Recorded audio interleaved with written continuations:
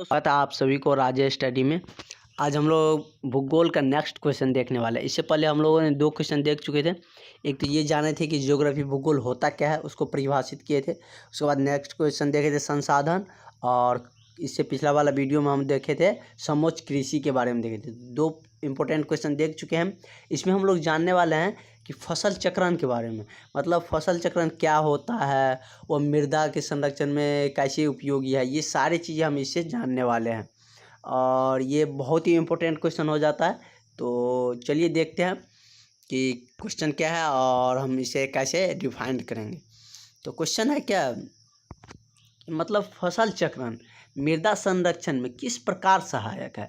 मतलब फसल चक्रण का मतलब क्या होता है? चक्रण का मतलब जो घूमता रहता है ना, जैसे सर्किल होता है, मतलब ऐसे फिर आया, ऐसे फिर ऐसे आ गया। मतलब एक बार यहाँ पे खेत, मतलब फसल के चक्रण क्या हुआ, चक्रण तो समझ गए कि घूमना मतलब चक्रण हो गया। फसल का मतलब क्या है, एक बार यदि हम कोई चीज़ का खेती करें, नहीं मान के चलिए एक बार हम धान का करें, अभी धान का करें तो उस खेत में नेक्स्ट सीजन में हमको उसमें या दाल या गेहूँ कोई अदर पौधा भी लगाना चाहिए। इससे क्या होता है कि उसमें मृदा जो रहता है, मृदा मिट्टी को बोला जाता है, मिट्टी उर्दू वर्ड है, मृदा हिंदी शब्द है।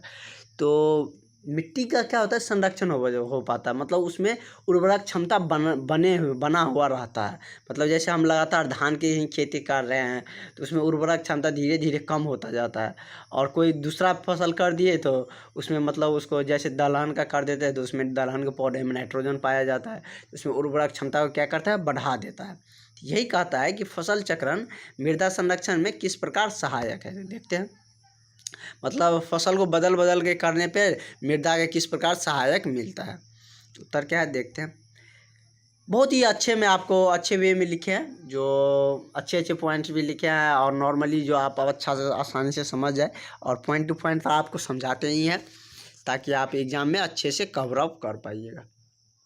क्या है फसल चक्रण का अर्थ है कि खेत में प्रतिवर्ष फसल को अदल बदल कर कृषि की जाए। मतलब प्रत्येक वर्ष क्या होना चाहिए कि अदल बदल कर जो खेती करते हैं ना, तो वही क्या कहलाता है, मतलब फसल चक्रण कहलाता है। मतलब प्रतिवर्ष अदल बदल कर हमको खेती करनी चाहिए। खेत में यदि एक वर्ष धान का बीज लगा हो, यदि एक वर्ष हम धान का फसल बोए तो अगले वर्ष हमें दलहन का फसल अवश्य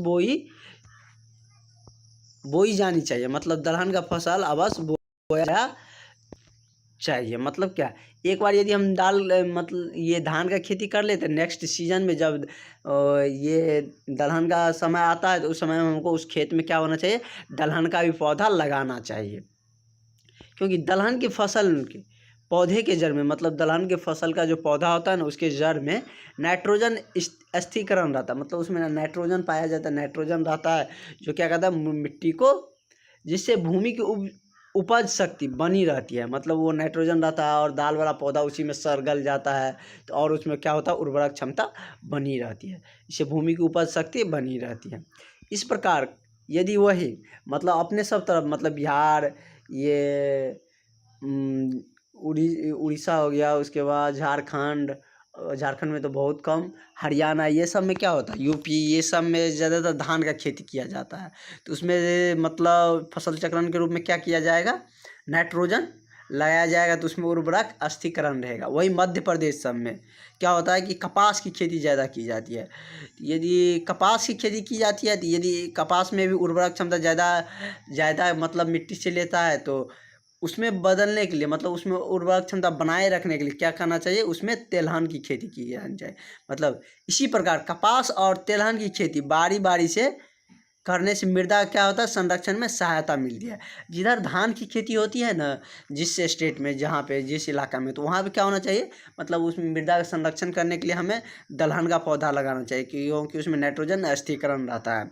वही जिस राज्य में कपास की खेती होती है, कपास की खेती किस में होती है, जहाँ पे काली मिट्टी पाई जाती है। ये ऑब्जेक्टिव से भी बन सकता है, मतलब कि यदि ऑब्जेक्टिव में रहेगा कि कपास की खेती किस मिट्टी में की जाती है, लाल मिट्टी, चिकनी मिट्टी, काली मिट्टी, उजली मिट्टी, तो किस में की जाती है, मतलब कपास की खेती काली मिट्टी में की जाती है। इसी प्रकार कपास की खेती जहाँ पे होती है ना, वहाँ पे क्या होनी चाहिए, दलहन की खेती बारी बारी से करने से क्या होता है, मृदा संरक्षण में सहायता मिलती है। तो फसल चक्रण यही था कि मतलब फसल चक्रण का अर्थ होता है कि फसल को क्या है, बारी बारी बदल बदल के करना चाहिए, जिससे हमें क्या होता है, मृदा में संरक्षण मिलता है। मतलब क्या, वो उसका जो उर्वरक क्षमता रहता है ना, वो बरकरार रहता है। मतलब वो वैसे के वैसे ही रहता है, क्योंकि उसमें अलग अलग करने से ना उसमें उपज की शक्ति भी बढ़ती है। तो चलिए इस वीडियो की यहीं पर अंत करते हैं। यदि और एक क्वेश्चन देखेंगे तो ज़्यादा लंबा हो जाएगा, इसलिए इसको यहीं पे एंड करते हैं। तो thank you for watching. Video अच्छा लगा तो सब्सक्राइब करिएगा, दोस्तों में शेयर भी कर दीजिएगा।